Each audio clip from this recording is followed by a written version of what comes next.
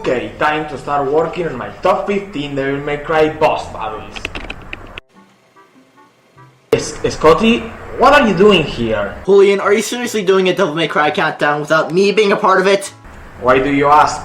Oh, no reason. I mean, it's not like my channel name is named after the main character of the series or anything. Nope, that couldn't possibly have anything to do with it. Wait, so do you want to collab together? That is exactly what I was thinking. Okay then, now it's time for my 11 countdown about boss battles. Wait, I made so many? Ha, I have a serious problem.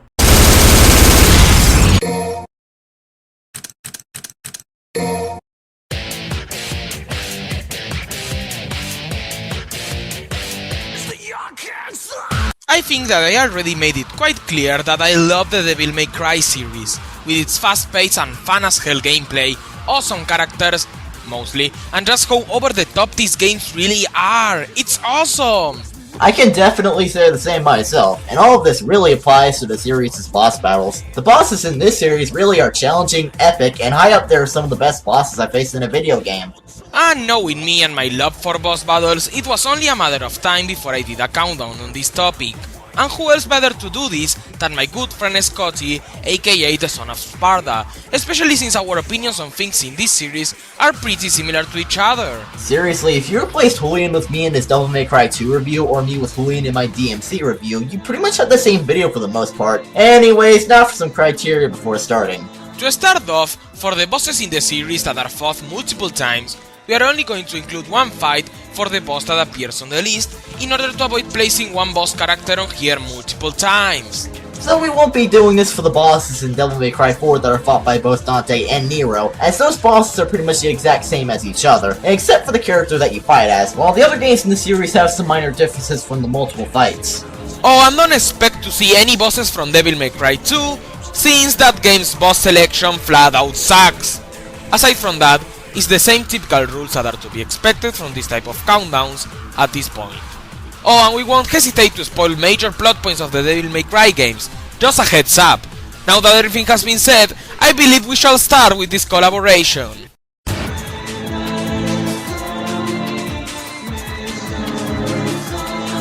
Oh hey, Dante has a version of Sora's anti-form that doesn't suck. We are off to a good start.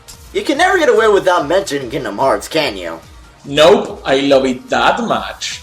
Yeah, the spot goes to the fight against Dante's Doppelganger from Devil May Cry 3. This boss is a shadow demon creature that's able to take the form of any living being that appears through the light, and that's just what it does when it takes the form of Dante. Not only is this boss's concept very cool and the design very badass, but the fight is also pretty unique. The Doppelganger will attempt to attack you by getting up close and slashing away at Dante with his sword, and also raising up shadowy pillars as well.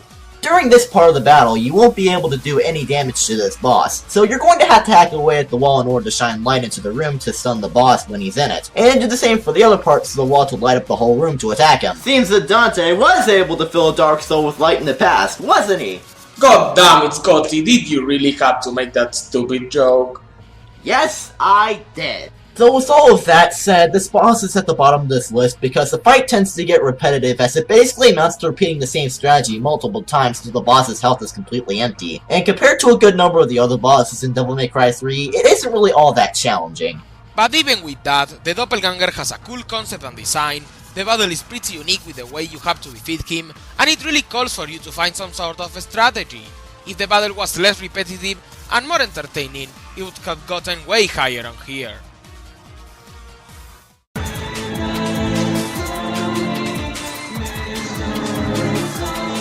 Hey, this boss had to appear somewhere on this list. Yeah, this spot goes to Phantom, the very first boss from the original Devil May Cry. Honestly, there isn't all that much more we can say about it that both of us hadn't already brought up in our respective first bosses countdowns, mine being the better one, of course.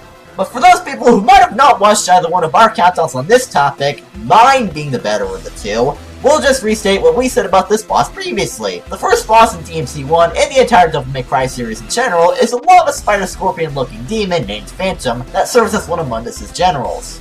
In this battle, Phantom will attack you with its claws, shooting fireballs and pillars of lava from the ground. In order to avoid these attacks, you are going to have to get the hang of the controls and dodge the boss while trying to get close and attack him, you really need to be careful about this. This boss really gives an accurate first impression of what to expect from the bosses, and even the games as a whole from the Devil May Cry series in terms of gameplay and challenge. Granted, there were parts of the game before that had you fight against some enemies, but Phantom is more effective as a first impression for the entire game as a whole. Trust me, when playing through Devil May Cry for the first time, don't expect to be able to breathe through this boss battle. You will more than likely die a few times before being able to finally defeat him. However, Phantom is challenging in a manner that is fair and well designed, so it never comes off as cheap, and being able to finally defeat this boss is quite satisfying. This boss combines a pretty badass design, hard but fair challenge for people just getting into the series, and a very fun fight into an overall fantastic boss battle that holds a place as one of our favorite first bosses in all of gaming. By the way, it's my list that's better. I beg to differ. I say that I have the better list here. No, mine is... Mine! Mine! Mine! Mine! Okay, let's save this argument for some time after we're done with this countdown. Right now, we're only 2 entries in. Good idea. Although with all of that, Phantom is pretty low on this countdown because like every other boss in the game, with the exception of the final one, you are not able to kill it the first time that you fight him, and you have to fight him multiple times throughout the game. Yeah, it's really game design choices like this that are one of the reasons why the original Devil May Cry game is the second weakest game in the series. Although seriously, my list is the better one and you know it. Don't start this shit again! Next segment!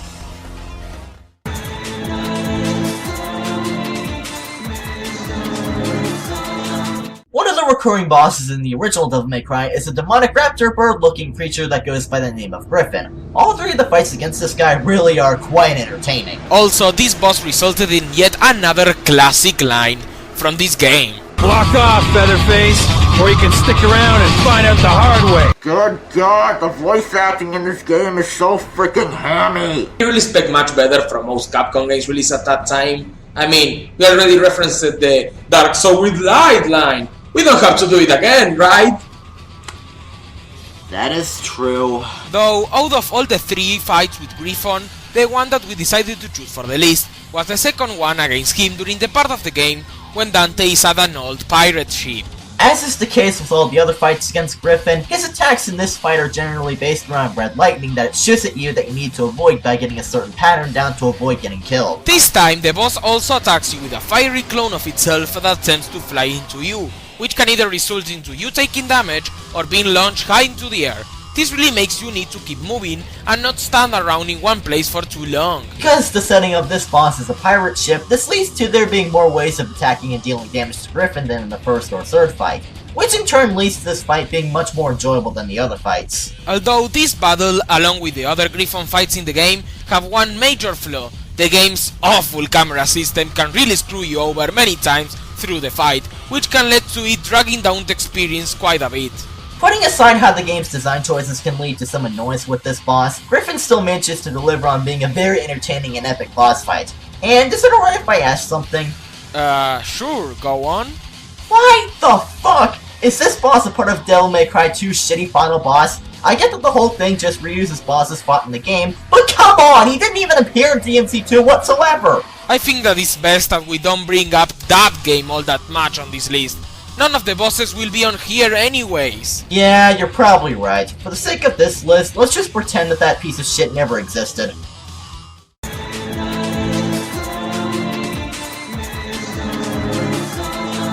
At this spot, we got our first pick from Devil May Cry 4. This boss is a demonic serpent demon thingy by the name of Echidna. Echidna is one of the bosses in the game that you fight using both Nero and Dante when you play through both of their parts in the main story. Ignoring that both Julian and I see this as a really questionable design decision, the boss still stands as a really enjoyable fight.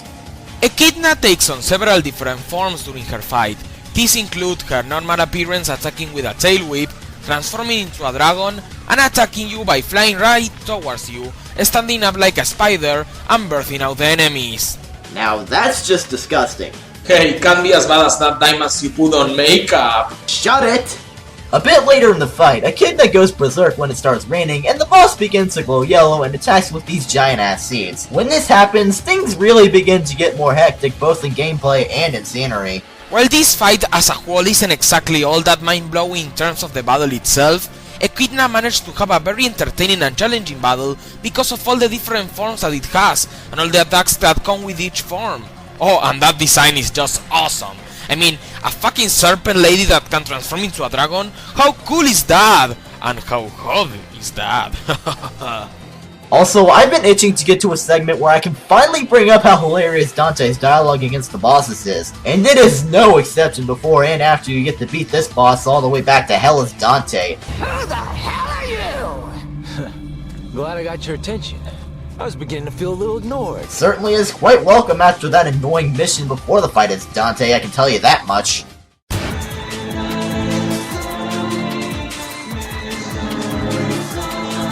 This boss is a demonic fire centaur. There's no way in hell you can say that his design isn't the most badass thing you have ever seen. Well, maybe if that person isn't exactly a fan of the elements of fire or centaurs.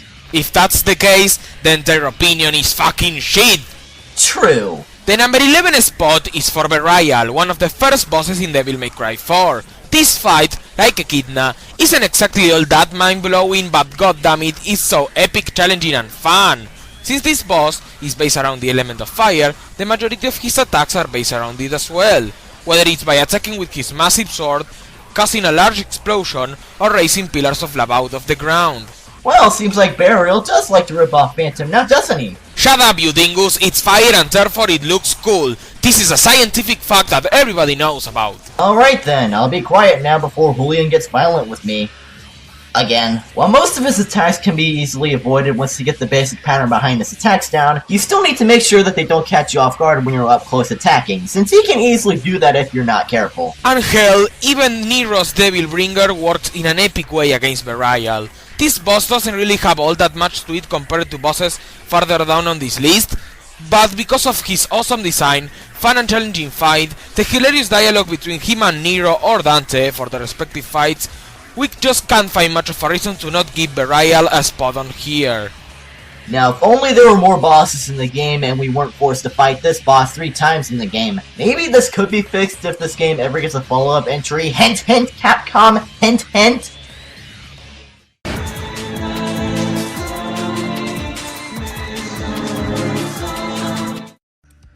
This is Barbas, just doing God's work. It's funny because he's a demon. As much as Scotty and I both love DMC Devil May Cry and feel it gets way too much flack, both of us can agree that this game's boss selection is one of its biggest flaws. Most of the fights tend to be really boring and generic, with the bosses having designs that are honestly kind of repulsive. Now there is a face only a mother could love. That boss looks more disgusting than Scotty does when wearing makeup. Damn it, Julian, I thought you weren't going to bring that up again! Putting aside our opinion on the boss roster as a whole, the game did have a couple that stood out from the others in a good way. One of the bosses in the game that really stood out was the boss battle against Barbas. To start off, how can one not love Bob Barbas' concept? He's a freaking hilarious satire of modern news media, especially since Bob tends to be quite a lot like Bill O'Reilly, and the Raptors News Network is a lot like Fox News. I always knew that Fox News was demon spawn attempting to take control of humanity. They called me crazy.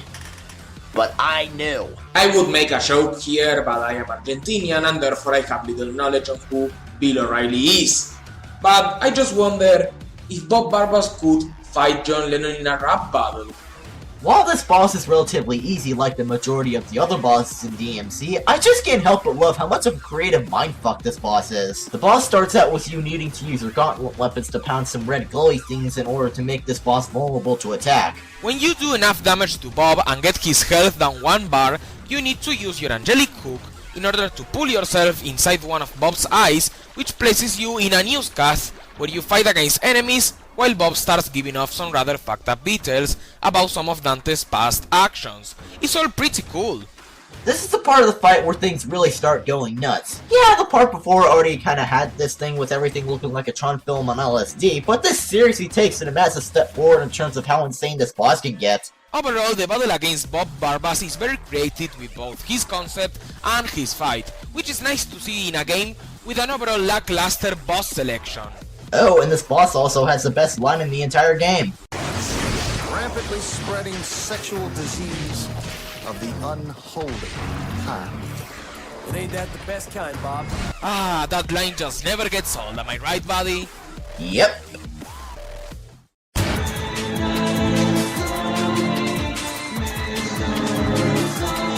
Hey, Scotty! Let me guess, you were going to ask me what it'd be like if Devil May Cry had a boss fight similar to one that you'd see in Shadow of the Colossus, with that boss being the Savior, which is the boss in the number 9 segment on this countdown. Am I right? Actually, yes. How the hell did you know where I was going with that? Screw you, I'm the one writing the script? Well, that's odd. Aren't I? And at number 9 we have the Savior, who is easily the largest boss that you fight in the entire series. Okay, he might get a bit of a competition from Mundus in DMC, but the Savior is much better as a boss either way. So fuck that numbskull Mundus! Just kidding, Mundus, I love you! The Savior is Devil May Cry 4's penultimate boss battle, and is basically a giant statue of Dante's father, Sparda, controlled by Sanctus, who is pretty much an evil version of the Pope. It makes more sense in the context of the game's story. One of the things that we both love about the Savior is that it's quite unique from the bosses that you would typically expect to see in a Devil May Cry game. While the majority of them would be based around you needing to dodge an attack, the Savior makes you need to think of a way to stun it and attack the weak spots. It's all very clever. In the first one, you need to jump around the platforms that are high up in the air and activate some beam cannons to get to the several blue weak spots placed all over the Savior's body. You also need to be careful with his attacks, since they are quite fast and take up a lot of space. This entire fight just has some Shadow of the Colossus feeling to it. I mean, this boss is a colossal being with lead points all over it that need to be reached by using your surroundings and climbing on the thing. There's gotta be at least some comparison between the two. When this phase ends, now the Savior will have a health bar, and it's at this point where you can attack the boss and do damage to it without having to go for the weak points. Most of his attacks consist of shooting energy spheres, smashing the platforms with his arm and legs that may force you to fall off the battlefield, and firing a giant laser. People may expect us to make an overused joke about this here, but it won't happen, guys! It just won't happen!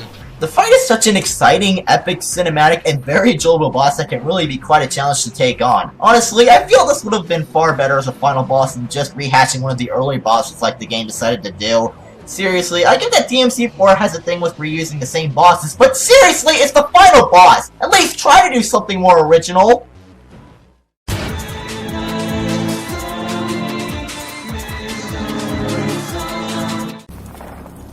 Leave now, mortal! The likes of you are forbidden in this land.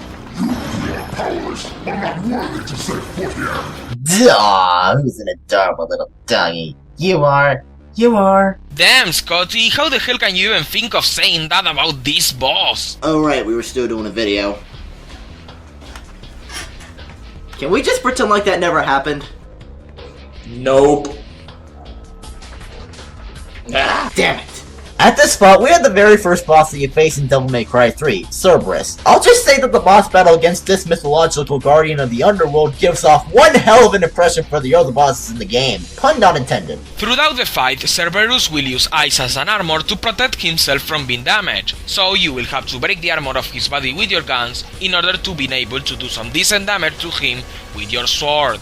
This leads to one of the things that I really like about this boss battle. It's practically a necessity here to use your Sword Rebellion and Guns Ebony and Ivory as much as the other here, rather than having either one be favorable to use and the other not so much, like what tends to happen with many other bosses in the series. Glad to know that guns actually have a use in this game. When you get this boss down about half of its health, all except one of the chains holding it back will break, and this means that now Cerberus can attack you from a farther distance.